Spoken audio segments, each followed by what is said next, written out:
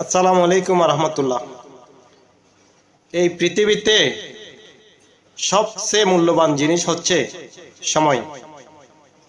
আমরা অ্যাকচুয়ালি বুঝি না, এই সময়টাকে আমরা মূল্য দিতে পারি না। অ্যাকচুয়ালি সময়টাকে আমরা লস করে দিই অন্যর পেছনে। কেন ভাই?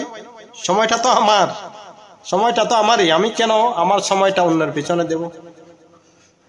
ঠিক আছে, যদি সেটা যদি ভালো কাজ হয় দিতে পারি, কিন্তু যেটার কোনো আমার বেনিফিট নেই, আমার কোনো প্রফিট নেই, সময়টা আমার লস করে দিব অন্যের পেছনে কেন ভাই?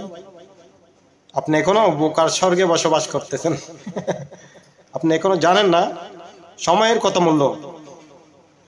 যারা অন্যের পিছনে সময় নষ্ট করতেছেন, প্লিজ, সময় যখন চলে যাবে তখন পস্তাবেন। কিন্তু নিজের জন্য ব্যয় করুন, নিজের কাজে ব্যয় করুন। সময় নিশ্চয় আপনার জন্য কিছু না কিছু বেনিফিট হবে, লস হবে না।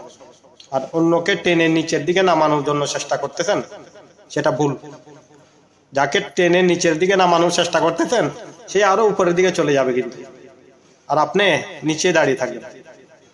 সেটাই হচ্ছে বাস্তবতা। অনেকে বুঝে না এইসব জিনিস। ধন্যবাদ, আশা করছি বুঝতে পেরেছেন।